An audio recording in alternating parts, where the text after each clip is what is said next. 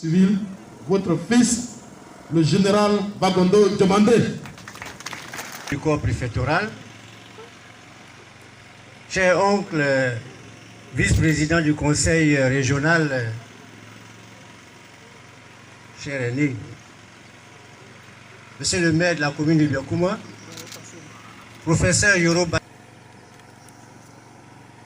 vénérable Bouddha et Pascal et toute votre notabilité, messieurs les membres de la chefferie du Tompi, vous qui avez laissé toutes vos activités ce matin pour venir nous accompagner à Digoualé, messieurs les colonels commandants de la 2e Légion de gendarmerie et le bataillon de sécurisation de l'Ouest, chers amis, membres de la mutuelle des cadres de Digoualé, je voudrais m'excuser auprès de vous pour ne vous avoir pas cité, mais je voudrais vous remercier d'avoir effectué le déplacement pour nous accompagner ce matin à Digoualé. Les premiers mots que je voudrais prononcer à l'occasion de mon intervention sont des mots de regret. Ce sont des mots de regret parce que la première fois que je suis apparu au grand jour dans mes habits de nouveau ministre de la Sécurité et membre du gouvernement actuel, toute la région du Tompi s'est déplacée pour aller m'honorer à Biakouma. Tous. Personne n'est demeuré en reste. Il me revient donc de faire le tour de chacun des villages, du plus petit hameau, pour dire merci pour cette marque de considération dont j'ai été l'objet et dont j'ai bénéficié de la part de mes parents. C'est pourquoi je dis des mots de regret. Parce que ma première arrivée à Digoualé ne devait pas être dans le cadre d'affrontements intercommunautaires. Ne devait pas se situer dans le cadre qui nous réunit ici aujourd'hui. Mais le soldat que je suis, le fils du village que je suis, ne pouvait pas non plus rester en dehors de ce qui arrive à Digoualé. De la même manière que je ne peux pas rester en dehors de tout ce qui se passe dans le Tompi, région dont je suis originaire. Je reviens sur ces mots de regret en disant que j'ai mal au cœur. J'ai mal au cœur car depuis un bon bout de temps, depuis belle lurette, en Côte d'Ivoire, nous n'entendons plus parler d'affrontements interethniques. Nous n'entendons plus parler de conflits ethniques. Ce n'est que dans le Tompi. En moins de 3 ou 4 mois, nous avons connu une situation à Kabakouma.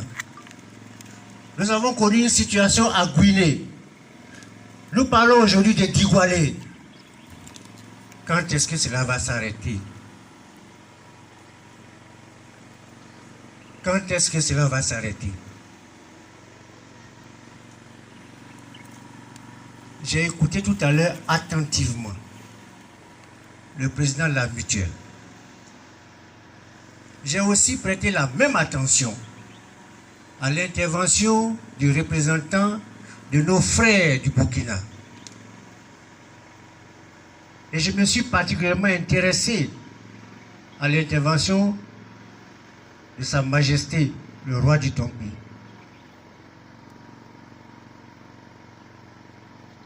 J'en fais un résumé global.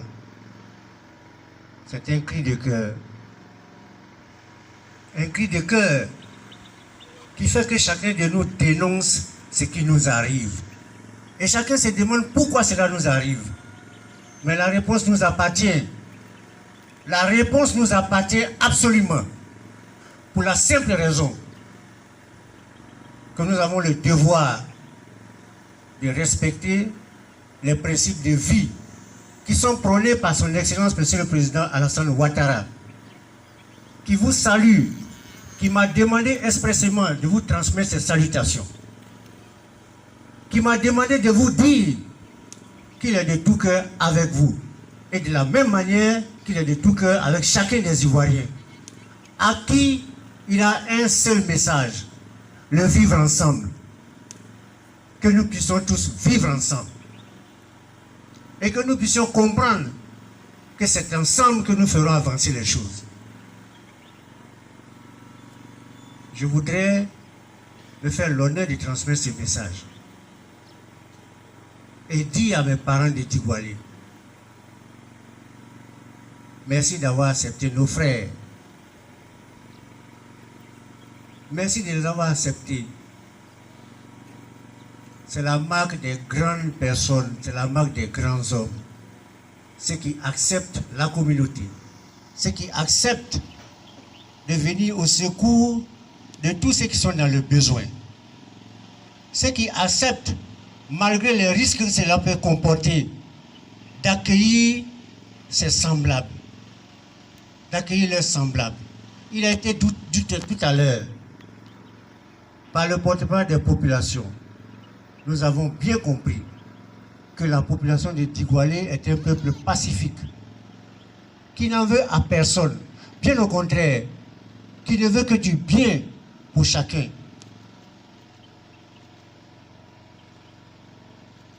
Mais quand on est dans une position comme celle-là, il faut avoir un cœur bien accroché. Parce que certainement, vous aurez des déceptions. Et ces déceptions-là arrivent souvent de la part des gens dont vous attendez le moins. Mais ce qui fait les grands hommes, c'est ceux qui sont capables d'aller au-delà de ces déceptions. C'est la leçon que le président Alassane Ouattara nous donne chaque jour. Dieu seul sait ce qu'il a subi. Et Dieu seul sait à quel point cet homme est tolérant. Et c'est cette tolérance qu'il faut que nous cultivions autour de nous, pour nous permettre tous de vivre ensemble. Je voudrais avoir à ce stade un message pour nos frères halogènes qui viennent partager avec nous le bien dont nous disposons de par nos ancêtres, de par notre naissance. Que ces frères-là comprennent que sous n'importe quel tropique, il y a le respect des lois. Sous n'importe quel tropique, il y a le respect des principes. Dans n'importe quel pays, quand vous arrivez, vous devez vous soumettre aux lois qui existent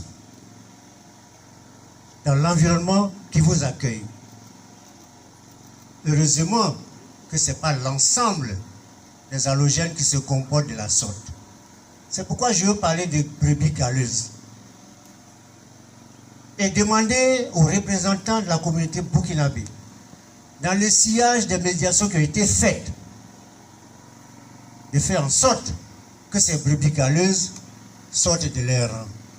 Qu'elles ne mettent pas à mal ces relations séculaires entre la Côte d'Ivoire et le Burkina, entre deux pays frères qui, avant la colonisation, ne formaient qu'un seul espace géographique. C'est un héritage que nous devons sauvegarder. En sauvegardant cet héritage, nous allons garantir la paix et la sécurité de nos concitoyens, de nos frères et sœurs. Je vous y engage. Je vous y engage fermement. Faites en sorte que ceux qui n'ont pas encore compris les règles de vivre ensemble, que tous ceux qui pensent qu'ils sont dans un no man's land,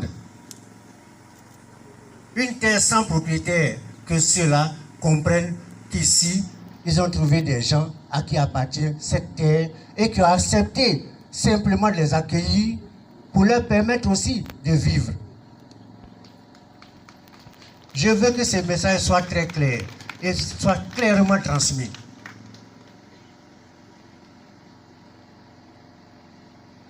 Je voudrais remercier les parents de Digwali. Je voulais les remercier pour avoir accepté de pardonner.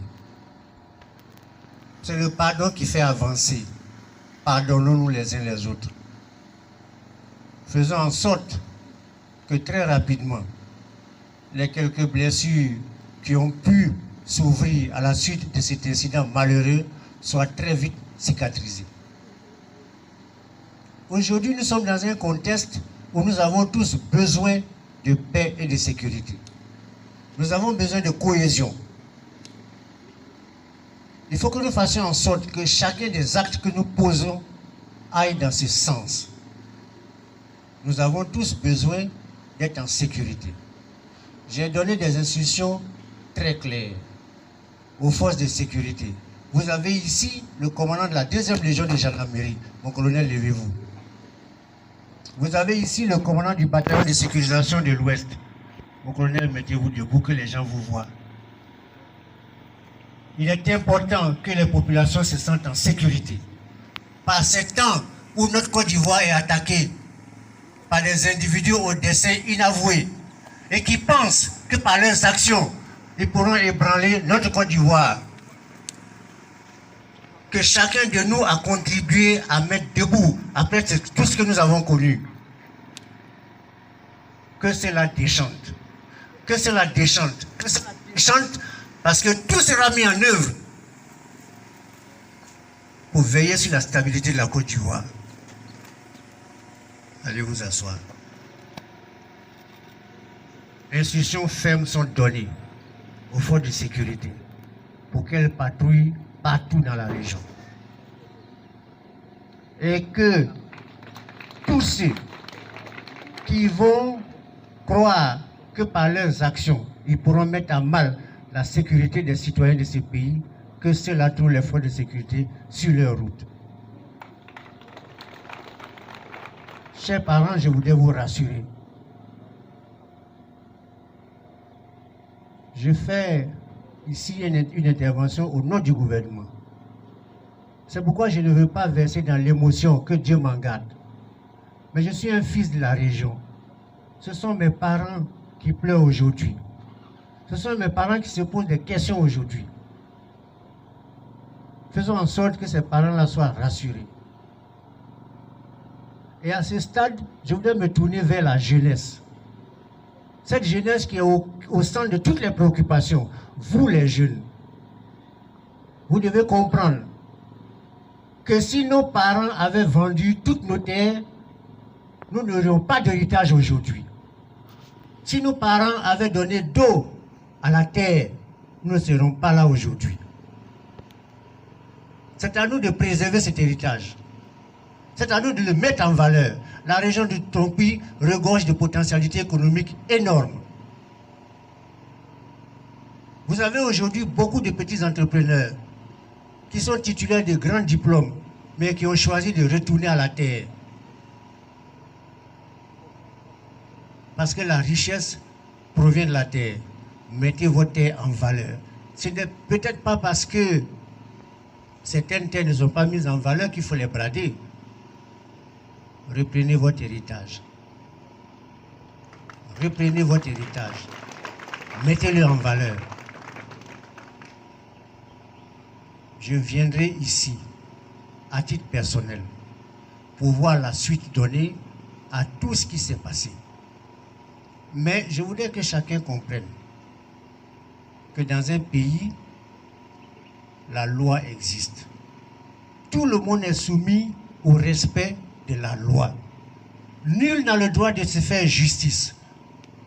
Il est inacceptable que dans un pays organisé, que des expéditions punitives soient organisées par un groupe d'individus. Cela s'appelle du terrorisme. Il faut qu'on y mette fin. Toutes les autorités sont présentes sur le territoire du Tompi. Vous avez les forces de sécurité, vous avez l'administration. Si vous estimez que vous êtes spolié de vos droits, saisissez l'administration. C'est pourquoi je salue la mise en place du comité de veille, à qui je demande de se mettre immédiatement au travail sous la supervision du préfet, pour trouver une solution définitive à ce que Sa Majesté le roi du Tongbi a dit tout à l'heure, qui est un fléau dans le Tongbi. Les problèmes de terre. Qu'une solution définitive y soit trouvée. Je voudrais vous apporter le soutien du gouvernement dans cette initiative, Majesté. Je voudrais terminer en lançant un appel à l'ensemble des jeunes du Tongbi, à l'ensemble des populations du Tongbi. Nous n'avons besoin que d'une chose, de la cohésion, de la solidarité. Soyons tous ensemble. Il ne s'agit pas de dire pour les uns, je suis de tel parti politique, pour les autres, je suis de tel autre parti politique. Ou alors, je suis de tel village, ou je ne suis pas de tel autre village. Votre fils qui vous parle n'est pas dans ce genre de schéma de division. Je suis dans un schéma de développement. Je suis dans un schéma de cohésion. Quand les joutes électorales vont être lancées, tous nos frères qui voudront faire acte de candidature à quoi que ce soit, devront nous convaincre par les arguments qu'ils vont nous apporter. Nous ne voulons plus de politiciens qui viennent faire des promesses qui ne tiendront jamais. Prenons notre destin en main. Confions-nous à ceux qui veulent nous faire avancer. Mais surtout, restons ensemble. Restons ensemble. Les Blancs qui ont créé la démocratie, ils se battent à l'Assemblée nationale. Ils discutent entre eux élus. Mais quand il s'agit de développement, ils sont toujours ensemble. Faisons comme eux. Il n'y a aucune raison que nous restions en marge de cette façon de faire. Car j'estime que le Tongbi a pris du retard.